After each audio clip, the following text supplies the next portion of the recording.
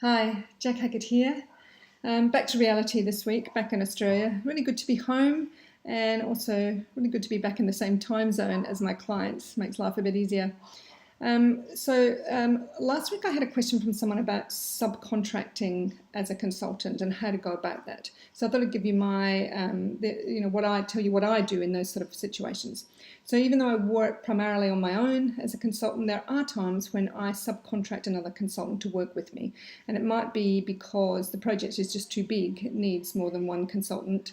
Or it might be that I just don't have enough capacity to take on the project by myself. So I want to be able to work with someone else in order to take that on.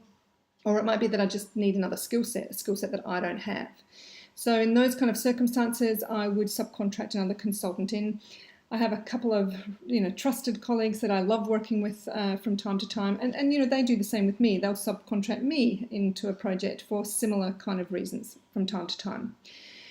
So no matter whether I've worked with that person, successfully before, and that I know them really well and I trust, them, all that sort of thing, I still always have in place a letter of agreement between us about the arrangements.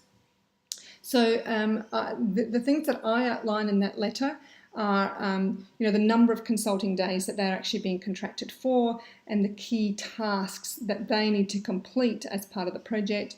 Always put in the key deliverables and any outputs that you expect from them. Obviously timeframes and of course the costs. So what daily rate have you agreed that they'll be paid at? And I'll also include then the overall payment that they'll receive for the project as well as the payment schedule. So when can they expect to receive payments throughout the project? I also outline the nature of the arrangement. And what I mean by that is I state that it's not an employment situation, and they're being subcontracted, and as such they remain responsible for things like their own taxation, their insurance, their superannuation, that kind of thing. So that's what I outline in the letter, and of course it makes it transparent and clear about the expectations between you and avoids any misunderstanding about what's required. So as I said, even if you know them really well, I think it's really sound practice to do that in every situation.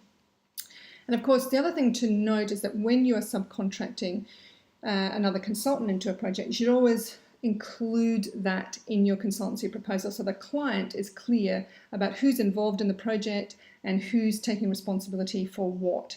And I also always state in the proposal that I'm taking carriage of the overall project deliverables and management of the project, so that the client's clear that I'm the go-to person, I'm the one that's ultimately responsible for delivery of this project.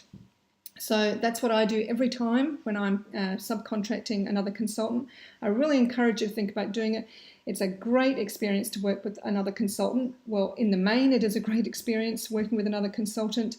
Over the years, there have been some glitches that I've experienced, and that is why I really encourage you to make sure that you have in place an agreement between you so everything's open, transparent, and upfront.